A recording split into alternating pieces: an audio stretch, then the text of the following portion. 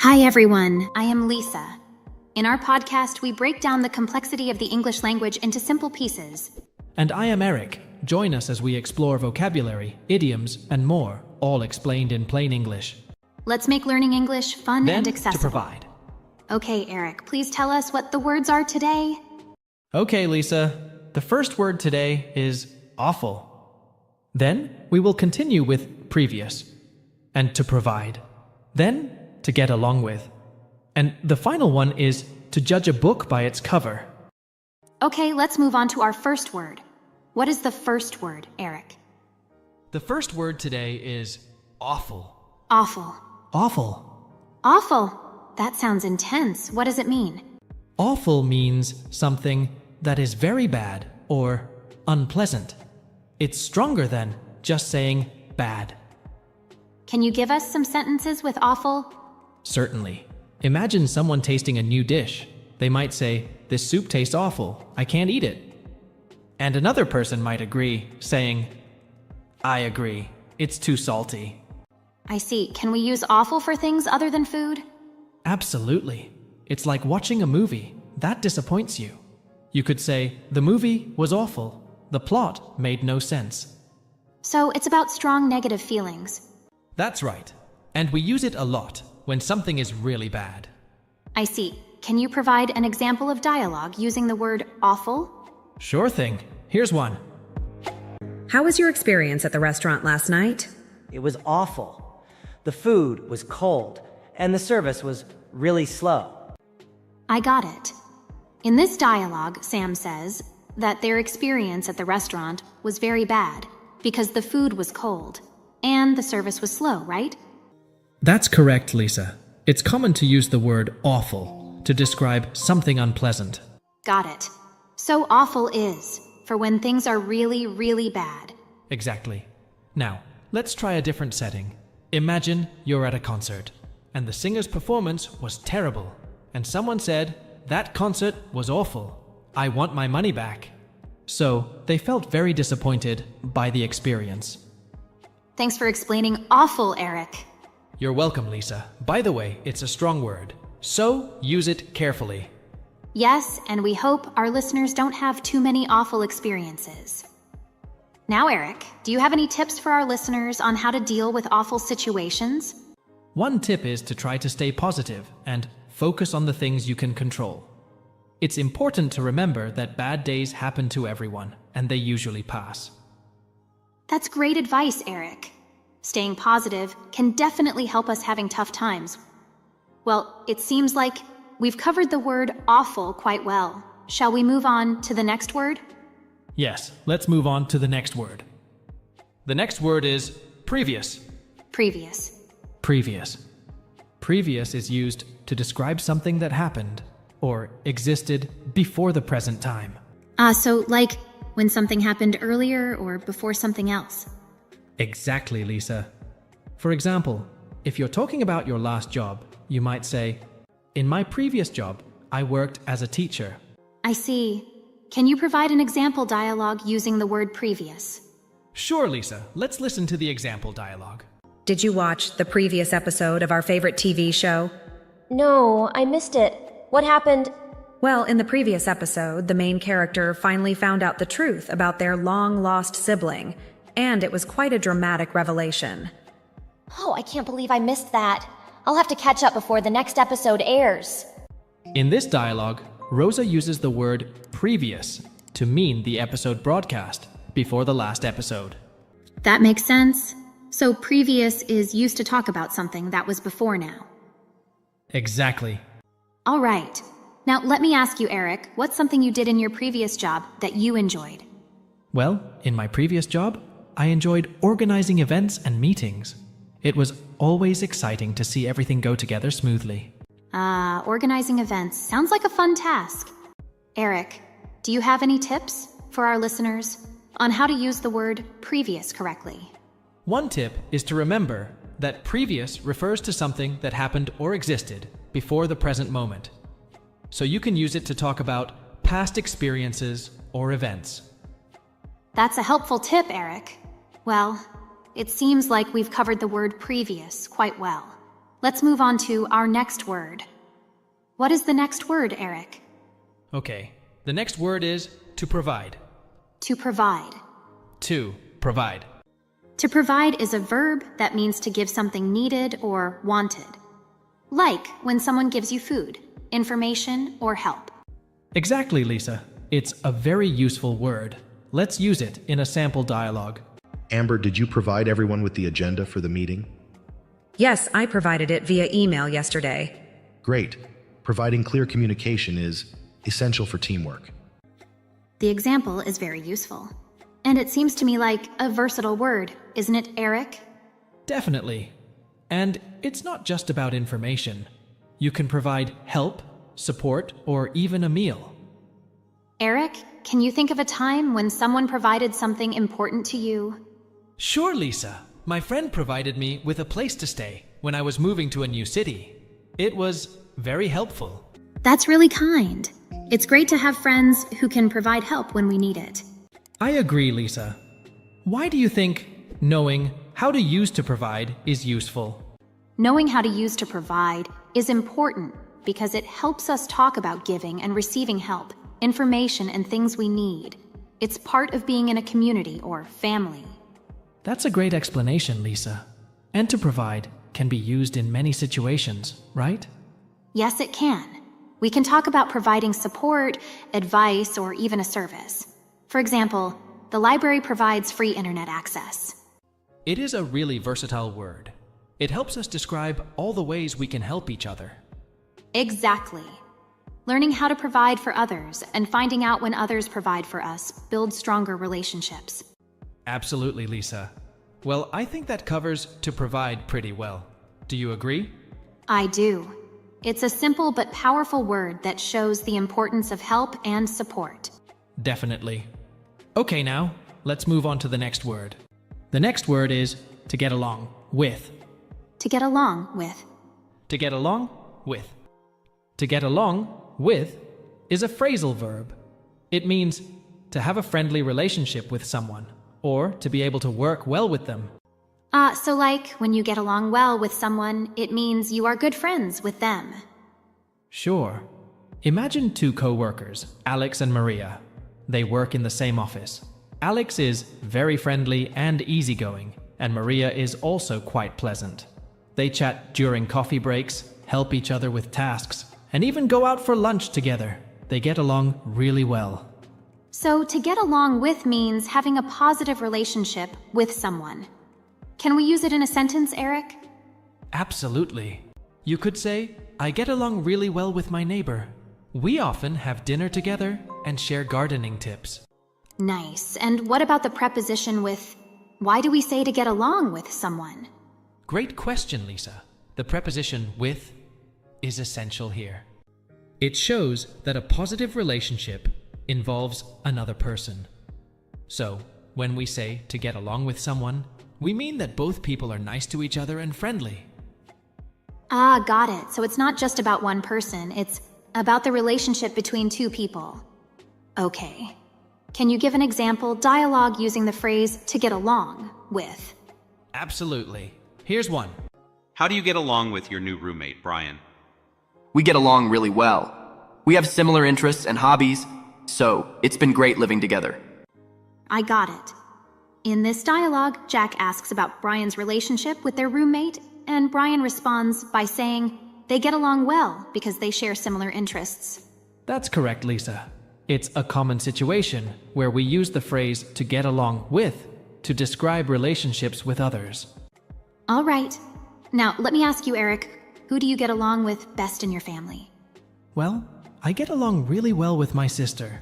We have a lot of interests in common and enjoy spending time together. Ah, having a good relationship with family members is important. Now let me think. Eric, have you ever had to work with someone you didn't get along with? How did you handle it? Yes, I had. In a previous job, I had to work on a project with a coworker who had a different work style than me. It was challenging, but I tried to communicate openly and find areas where we could agree. It was great that you tried to find a solution despite the differences. Now, do you have any tips for our listeners on how to get along with others effectively? One tip is to be respectful and open-minded, and try to see things from the other person's point of view. That's a great tip, Eric. Thank you for your tips. Okay, shall we move on to the next word? Yes, the next phrase is to judge a book by its cover. To judge a book by its cover. To judge a book by its cover.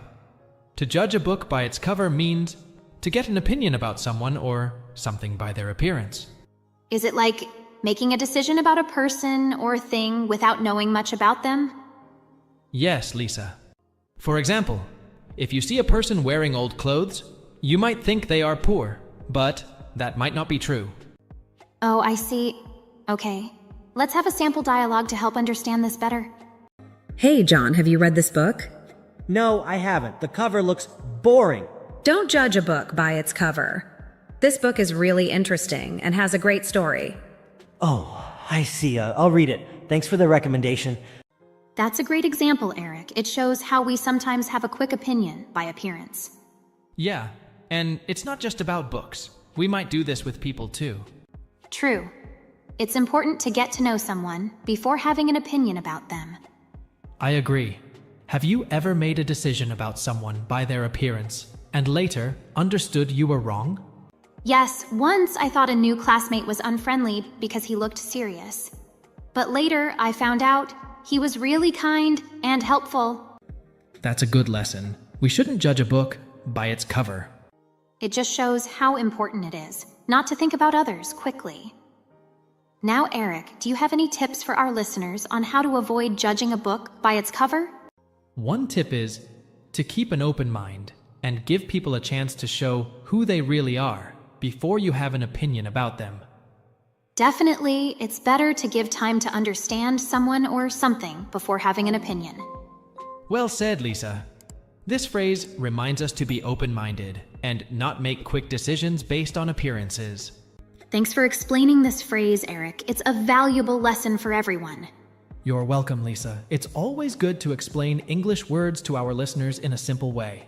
I couldn't agree more. And that's a wrap for today's episode of Simply Explained English. We hope you found our explanations helpful and that you're feeling more confident in your English skills. Remember, practice makes perfect, so keep using the words and phrases you've learned in your everyday conversations. Stay tuned for more episodes where we'll continue to simplify the complexities of the English language. Thanks for tuning in, and we'll catch you next time. Bye for now. Bye-bye. Hello, I'm Amber, and I'll be your host for today's podcast in Lisa's place. And I'm Eric. And together, we're here to make learning English simple and fun. Whether you're a beginner or looking to brush up on your language skills, you're in the right place. In each episode, we'll break down English words and phrases into easy-to-understand explanations. In our podcast, we use everything from everyday vocabulary to common idioms. So sit back, relax, and let's dive into the fascinating world of English together. Okay, Eric, please tell us the words today. Okay, Amber. The first word today is to wonder. Then we will continue with to judge. And enormous. Then calm down. And the final one is to hit the books. Okay, let's continue with our first word. Our first word is to wonder. To wonder. To wonder. To wonder means to have a question or to think about something with curiosity. Ah, so when you're curious or thinking about something but don't know the answer. Exactly. For example, if you see a beautiful bird flying in the sky, you might wonder what type of bird it is or where it's going. I see. Can you provide an example dialogue using the word to wonder? Did you ever wonder why the sky is blue, Tom? Yeah, I did. I think it has something to do with the way sunlight interacts with the Earth's atmosphere. That's really interesting. I always wonder about things like that. Me too. It's fun to find out new things. That was a nice chat between Anna and Tom. They were both curious about why the sky was blue. Yeah, I liked it too. Wondering is a great way to start learning something new. Amber, do you ever wonder about things like Anna? Yes, I do. Sometimes I wonder how different foods taste in other countries. What about you, Eric? I often wonder about space and all the stars in the sky. The universe is so big and mysterious. That's fascinating. Wondering about things is good because it means you're thinking and asking questions. Absolutely. Wondering is the first step to learning more about the world.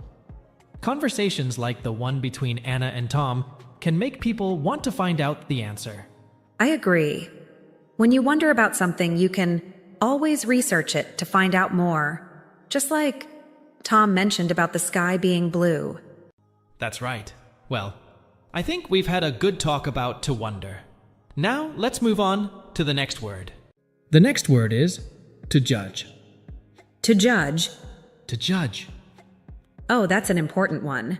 When we judge, it means we have an opinion or make a decision about something or someone. Yes, sometimes judging can happen too quickly without knowing all the details. It's better to understand fully first.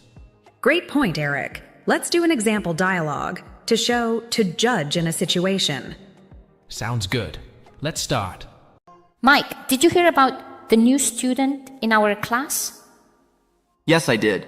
Some people are judging her because she's quiet and doesn't talk much. That's not fair.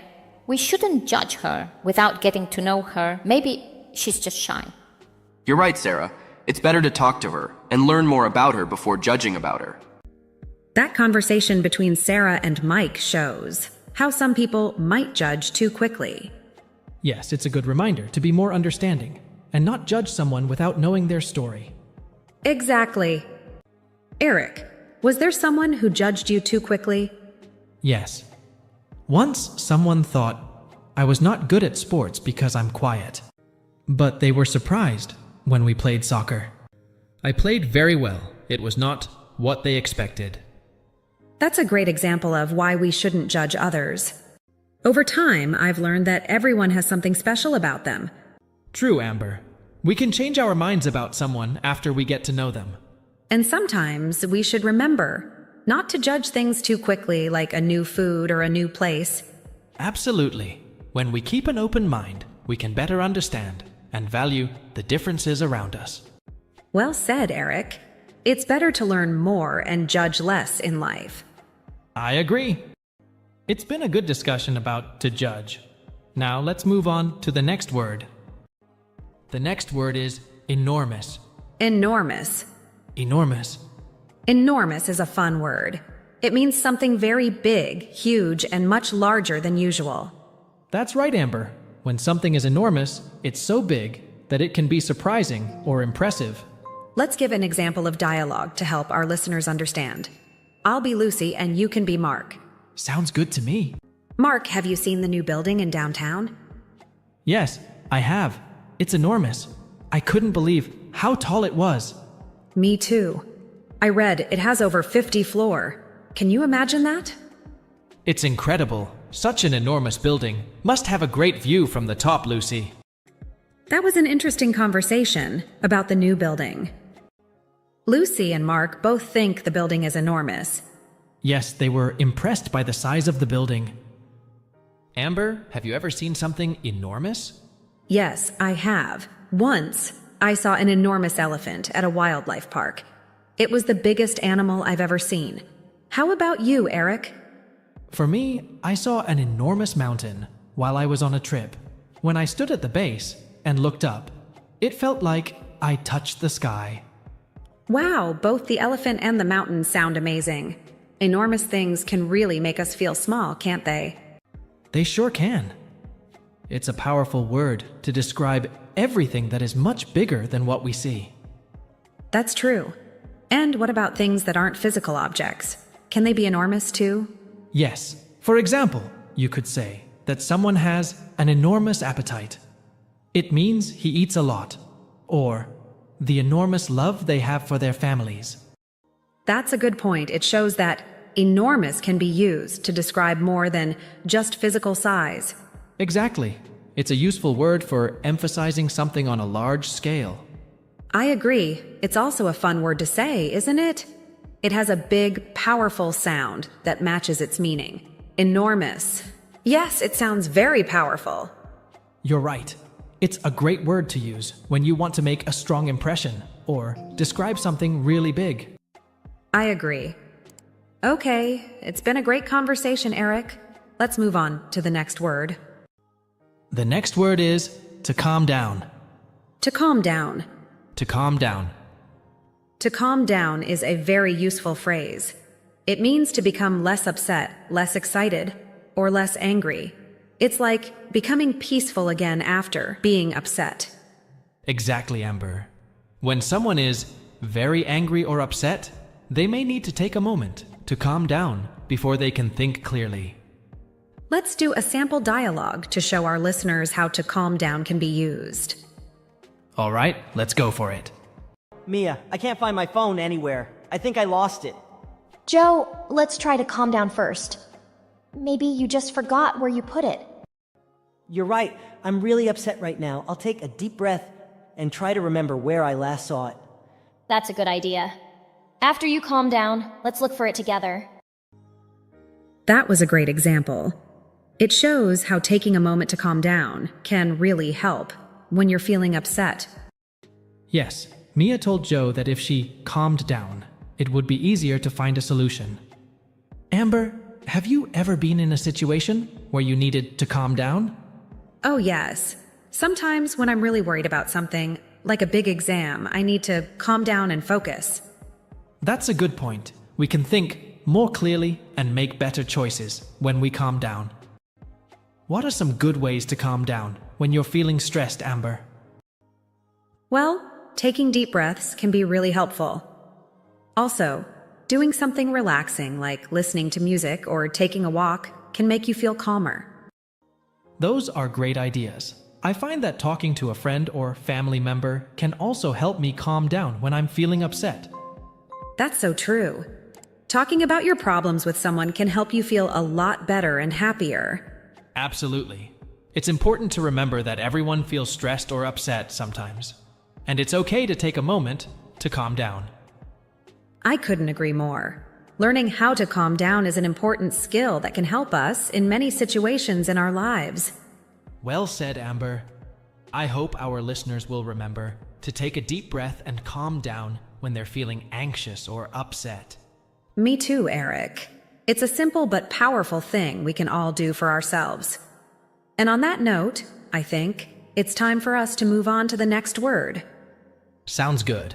Let's move on to the last word. The last word is to hit the books. To hit the books. To hit the books. To hit the books is an informal phrase that means to study hard, especially for an exam or test. That's right. It's like when you sit down with your textbooks, notebooks, and study materials to prepare for an exam or learn something new. So it's about studying hard. Exactly. When you decide to understand a subject better, you hit the books. It's a way to improve your knowledge and skills. Okay, let's have a sample dialogue using the phrase, hit the books, so that our listeners can better understand it. Hey, Sophie. What are you doing here on a Saturday? I have a big history exam on Monday, so I need to hit the books this weekend. Oh, I understand.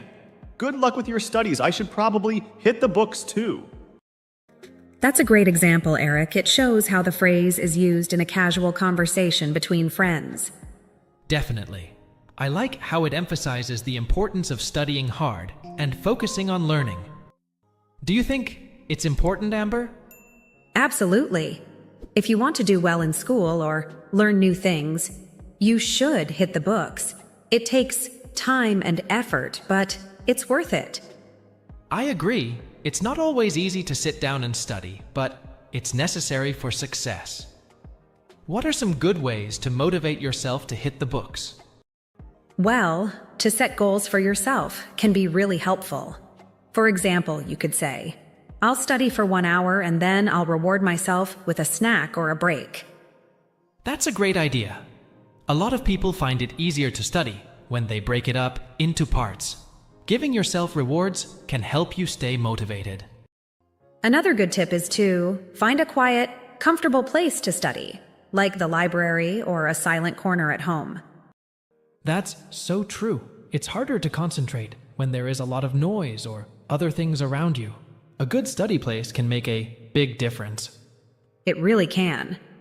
Well, I think we've covered the phrase hit the books quite well. It's useful for our listeners to learn. Definitely. I hope our listeners will remember to hit the books when they need to study or learn something new. Agreed. Studying hard is an important part of education and personal growth. And with that, I think it's time to wrap up this podcast. Well, that wraps up today's episode of Simply Explained English. We hope you enjoyed learning about some new words and phrases with us. Remember, if you have any questions or suggestions for future episodes, feel free to reach out to us. We'd love to hear from you. Stay tuned for more episodes, where we'll continue to explore the English language together. Thanks for listening, and until next time, keep practicing your English. Bye for now. Bye-bye.